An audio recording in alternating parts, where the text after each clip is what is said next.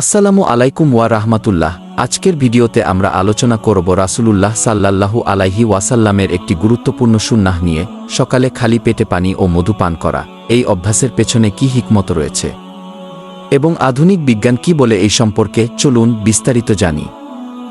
ইমাম ইবনুল কাইয়িম রহমতুল্লাহি আলাইহি তার বিখ্যাত গ্রন্থ জাদুল মাআদ কে উল্লেখ করেছেন, নবী সাল্লাল্লাহু আলাইহি ওয়াসাল্লাম সকালে খালি পেটে পানি ও মধু পান করতেন। এতে রয়েছে স্বাস্থ্য রক্ষার গোপন রহস্য, যা কেবল বুদ্ধিমানরাই বুঝতে পারে। এছাড়াও সহিহ বুখারীতে বর্ণিত হয়েছে আরোগ্য তিনটি জিনিসে: হিজামা, মধু পান করা এবং আগুন দিয়ে দাগ দেওয়া।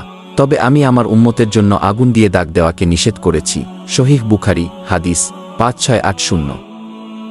আধুনিক গবেষণায় দেখা গেছে, সকালে খালি পেটে মধু ও পানি পান করার ফলে হজমশক্তি বৃদ্ধি পায়, দেহ থেকে টক্সিন বা বিষাক্ত পদার্থ দূর হয়, শরীরের রোগ প্রতিরোধ ক্ষমতা বাড়ে, শরীর ও মস্তিষ্কে শক্তি ও সতেজতা আসে। সুপ্রিয় দর্শক, রাসূলুল্লাহ সাল্লাল্লাহু আলাইহি ওয়াসাল্লামের এই সুন্নাহ অনুসরণ করে আমরা আমাদের দৈনন্দিন জীবনে স্বাস্থ্য ও আত্মার পুষ্টি লাভ করতে পারি। আসুন আমরা সকলে এই অভ্যাসটি গ্রহণ করি এবং অন্যদেরকেও উৎসাহিত করি। এই ভিডিওটি যদি আপনার ভালো লেগে থাকে তাহলে লাইক দিন, শেয়ার করুন এবং আমাদের চ্যানেলটি সাবস্ক্রাইব করতে ভুলবেন না। আপনার মতামত ও প্রশ্ন কমেন্টে জানান।